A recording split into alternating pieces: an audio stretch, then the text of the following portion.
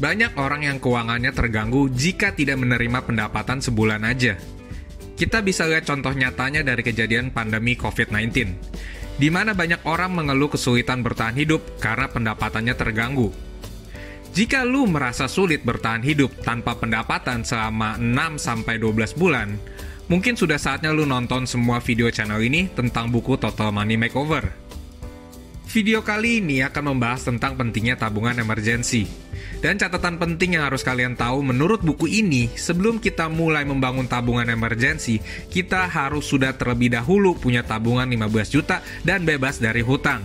Dan gue sudah membahas tentang mindset hutang dan cara melunasi hutang di video gue sebelumnya.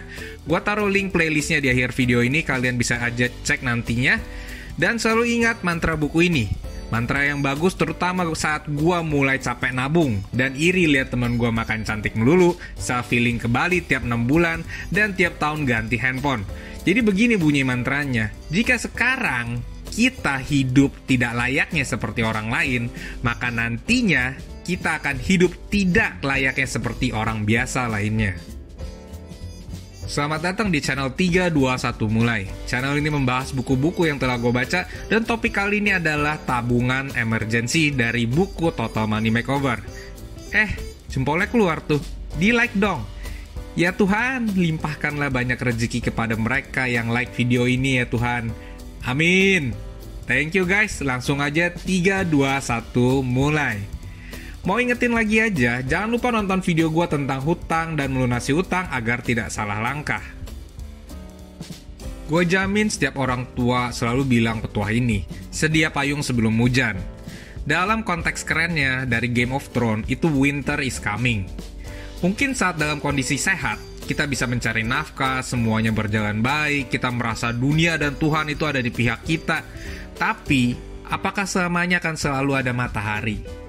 Kita semua tahu kan, cepat atau lambat, musim hujan atau musim dingin itu pasti akan datang. Jadi, tabungan emergency ini bisa kita gunakan ketika masalah besar datang. Contohnya, amit-amit rumah kebakaran, kena PHK, bisnis bangkrut, renovasi rumah habis kebanjiran, dan lain-lainnya. Gue yakin dalam lubuk pikiran kita yang paling dalam, itu sebenarnya kita sadar kalau cepat atau lambat, kebutuhan uang untuk menyelesaikan masalah besar atau kecil, itu pasti akan datang dalam kehidupan kita. Kecuali kita anak atau cucu keluarga Hartono ya, orang terkaya nomor 1 di Indonesia. Masalah uang sih kayaknya udah hampir nggak ada ya. Tapi macam gua yang pendapatannya asal cukup, butuh dana emergency sebagai payung buat gua ketika masalah datang menghujani hidup gua. Ketika kita mulai menabung atau buat emergency fund, sangat diwajibkan kita sudah bebas dari hutang, terkecuali cicilan hutang rumah tinggal.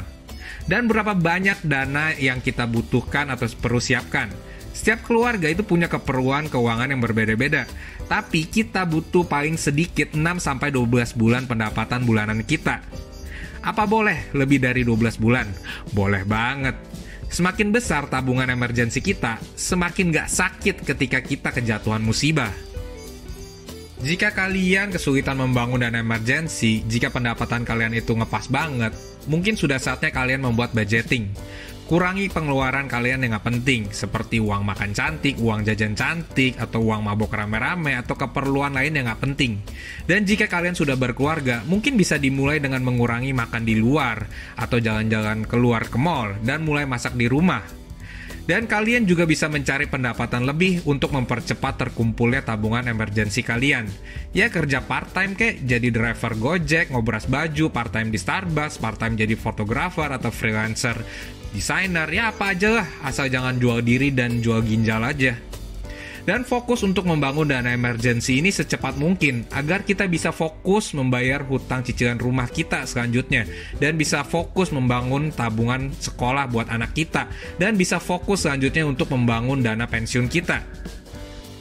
Selanjutnya penting buat tabungan emergency ini untuk mudah dicairkan dan nilainya tidak berkurang ketika mau digunakan. Jadi jangan investasikan di pasar saham atau depositokan dikunci selama 1 tahun dananya. Sekarang sudah banyak kok deposito bulanan yang bisa kita break depositonya tanpa kena biaya. Biasanya sih melalui bank digital, kalian bisa cek aja sendiri. Dan kita mau tabungan ini bisa langsung dipakai ketika masalah datang. Bagi kita yang sudah berkeluarga, ini menarik banget karena buku ini membahas kalau sudut pandang gender pada tabungan emergensi ini berbeda. Di mana kita, gender lelaki, itu lebih cenderung fokus kepada tugas dan kewajiban. Sedangkan gender wanita itu lebih fokus pada keamanan. Kalau kita cowok punya banyak dana yang nganggur, kita bakalan cenderung mikir apa yang kita bisa lakukan dengan dananya supaya bisa membuahkan hasil lagi. Tapi kalau cewek punya banyak dana yang nganggur, itu akan memberikan kenyamanan pikiran mereka, khususnya wanita yang sudah berkeluarga. Dan Tuhan ini udah setting kalau cewek ini dibekali insting melindungi. Coba aja kita lihat, kalau istri kita atau istri tetangga kehabisan uang, maka mereka bakalan jadi emosional, cepat marah-marah, dan bakalan mempengaruhi hubungan keluarga pastinya. Jika kalian sudah berkeluarga seperti gua, tabungan emergensi ini adalah sumber kedamaian para istri. Dan semakin besar, semakin disayang. Satu lagi penting untuk kalian tahu juga, dalam buku ini tabungan emergensi tidak disebutkan untuk biaya rumah sakit.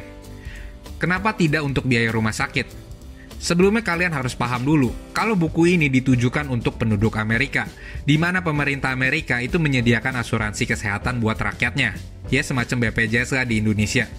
Dan Dave Ramsey berasumsi kalau biaya rumah sakit itu akan di-cover oleh asuransi mereka. Nah, buat pikiran aja sih, buat kita. Jika kalian merasa nggak cukup dengan BPJS, kalian harus konsiderasi untuk ambil asuransi kesehatan yang lebih, karena sakit itu mahal. 12 kali pendapatan nggak bakalan cukup untuk cover biaya rumah sakit, apalagi kalian terkena penyakit kritis. Dan belum lagi jika kalian pencari nafkah nggak bisa kerja lagi. Jadi alangkah lebih baiknya jika kita bisa mitigasi resiko atau pindahin resiko kita ke perusahaan asuransi. Hidup kita akan jadi lebih tenang sebenarnya. Dan jika kalian mau tahu lebih tentang asuransi, tulis di kolom komen. Mungkin gue bisa bahas di video lain nantinya. Karena hubungan asuransi dan netizen ini sebenarnya hate and love relationship. Jujur gue agak malas juga sebenarnya untuk membahasnya. Di video selanjutnya gue akan membahas tentang dana pensiun dari buku Total Money Makeover. Agar tidak ketinggalan videonya, langsung di subscribe dan nyalakan notifikasinya. Dan kalian juga bisa nonton video lainnya dari buku Total Money Makeover, linknya ada di sini. Singkat cerita untuk disclaimer, video ini bukanlah saran finansial. Gue sangat menyarankan kalian untuk membaca sendiri bukunya. Dan jika kalian merasa suka atau tidak suka dengan video ini, tolong di like buat kasihanin gue lah. Dan sampai jumpa di video berikutnya. Cheers guys!